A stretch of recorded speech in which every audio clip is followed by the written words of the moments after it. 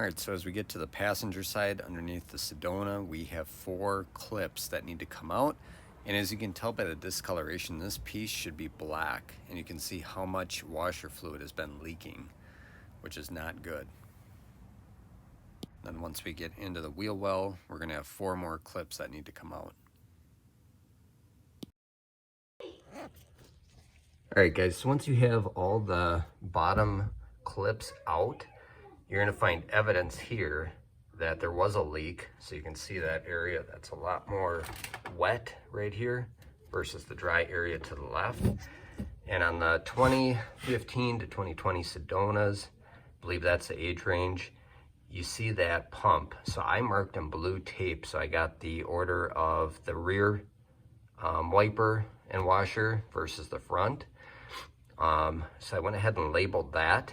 And what you're gonna need to do is you're gonna need to pull this straight out because there is a grommet that this connects into.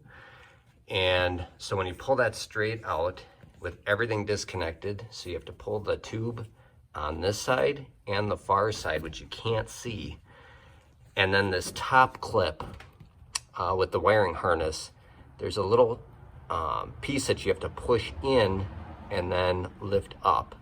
So that'll come off, and you'll need to take that off to get the whole pump assembly off, or the motor assembly. The other thing that's a little bit tricky is there is a clip on the top of the pump.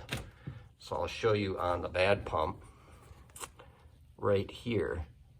So if you can see that, what you have to do is pry up the little tab to be able to pull this out. And you want to pull it straight out so you don't mess up the old grommet. And I'm going to show you here what fails on these, but it's this piece right here. This plastic piece is totally cracked. And the dead giveaway is, as soon as I took this little cover panel off here, you could see all that blue washer fluid built up. There shouldn't be anything on there. So that's a dead giveaway of where the problem is. And I can't find anywhere that you can buy just this plastic piece. But again, this kind of gives a little bit better of a visual of how it sits in there. Pop off your 2 rubber hoses off either side. Take your wiring harness off the top by pushing the clip in, pulling it up. Pull the whole assembly out, and then do the reverse order when you're installing the new one. Plug everything in, and make sure to remember to fill up your fluid first. These don't like, any pump doesn't like running without fluid in it. So make sure you've got that done first. And don't fill it all the way. You know, like what I did here is just a little test amount to make sure nothing leaks. And then all you gotta do is put everything back together, and that's it. All right, for those of you that don't know how these clips work, on my Kia, I don't have the screwdriver type. I've just got the push type. So when you're putting them back in, you just push it in like this. And a lot of people don't like these because they tend to break. I don't have a problem with them. I think it's actually a lot easier than what screws would be. So again, on mine, I just had these 1, 2, 3, 4.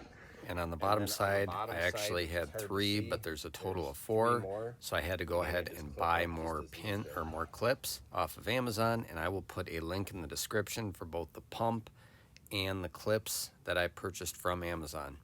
Thank you all for watching. We'll see you in the next video.